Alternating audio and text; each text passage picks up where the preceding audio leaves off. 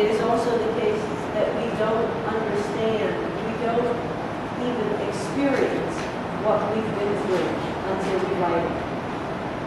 And some of you might know that. It's a very radical idea. I want to read you something I wrote just a couple of years ago. An old man was dying. He had had a large stroke, leaving him partially paralyzed, with the ability to say only one word, the name of his wife, Sarah. Over and over he called out, Sarah, Sarah. His rhythmic one-word lament told me, an inexperienced third-year medical student, all that he could not put into words.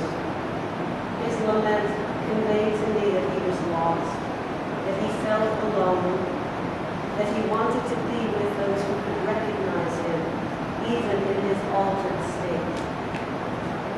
Over the time I helped take care of him, I grew to know his body very well. I examined him and drew his blood as tenderly as I could,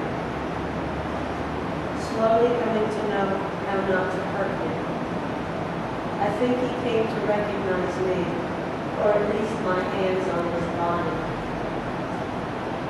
Sarah and her daughter were usually in his room, staunch in the face of their suffering, bereft even before his death by their loss of him.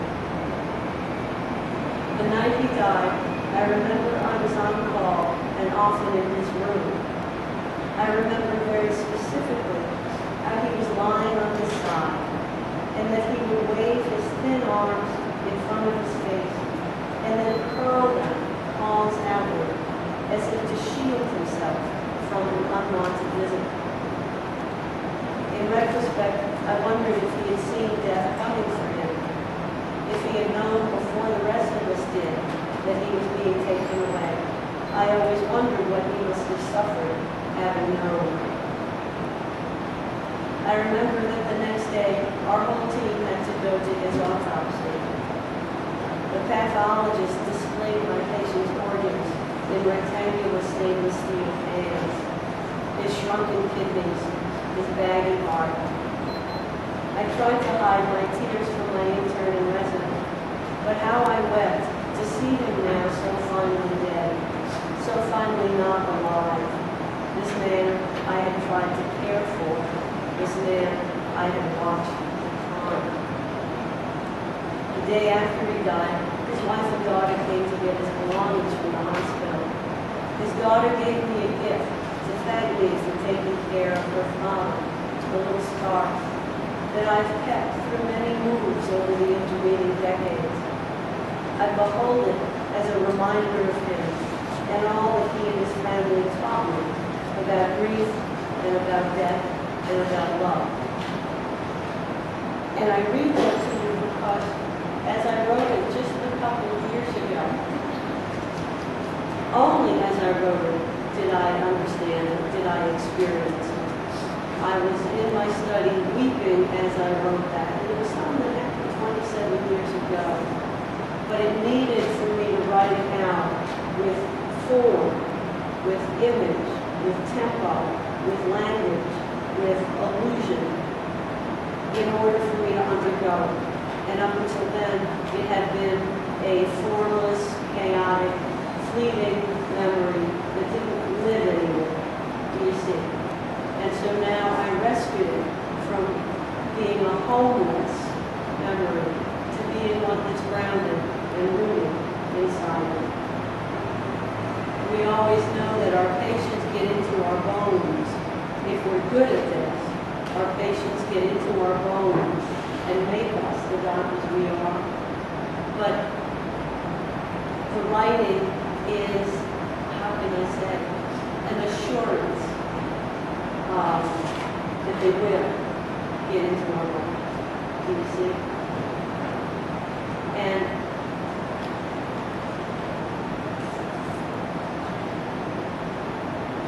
this effect can be intensified. Now, I just sat in my little study weeping all by myself. Would that I had written this when I was still a third-year student, because then I think I would have known more about grieving and about taking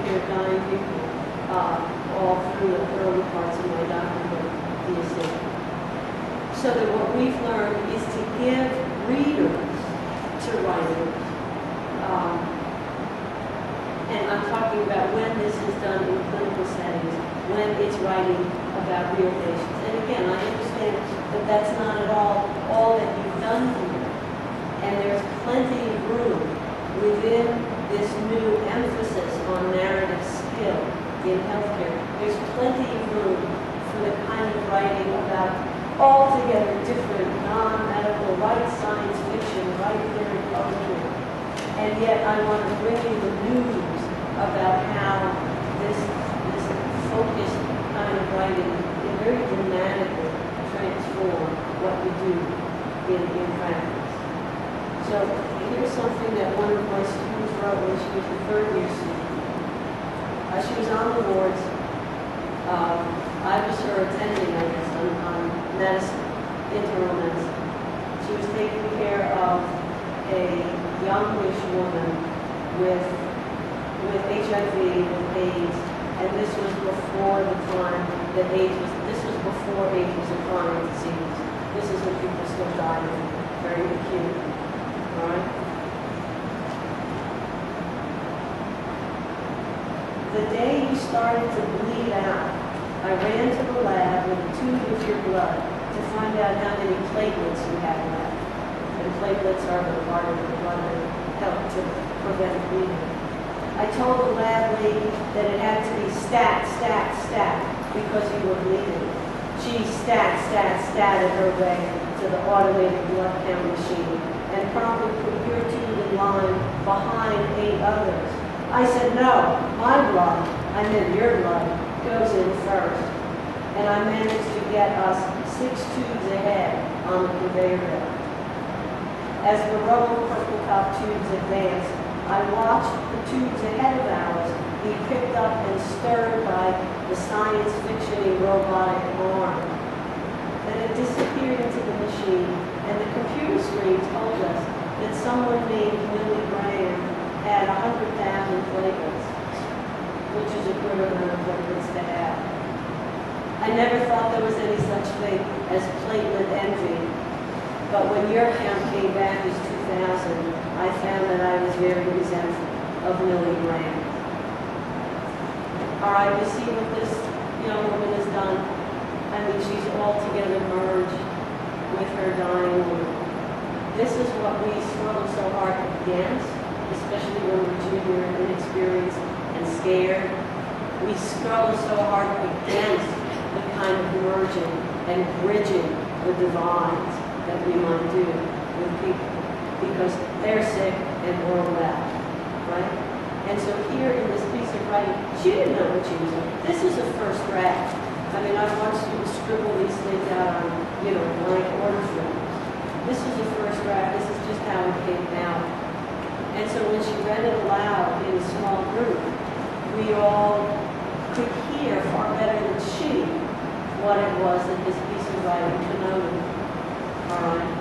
That she had achieved somehow this bridging of position, and that she was willing for the time that she wrote anyway to imagine literally herself bleeding out.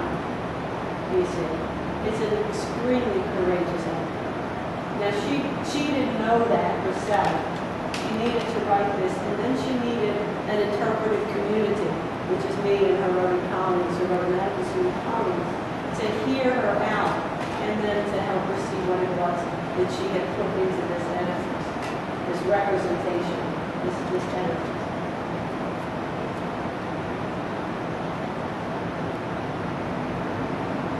So the writing, we find, is a way to give us access to what some call the unthought known. It's what people like to psychoanalysis find out. And in a way, this becomes already access. There's a great risk. The risk is that in performing such writing, in getting skilled enough to do it, that you are opening yourself to the terror. You're opening yourself to the realities that we're so very good at skirting, you see. I'm going to read you one more by another student, a more senior student, about a woman who was dying in the hospital. Excuse me. Altagracia. I'm obsessed with her first name.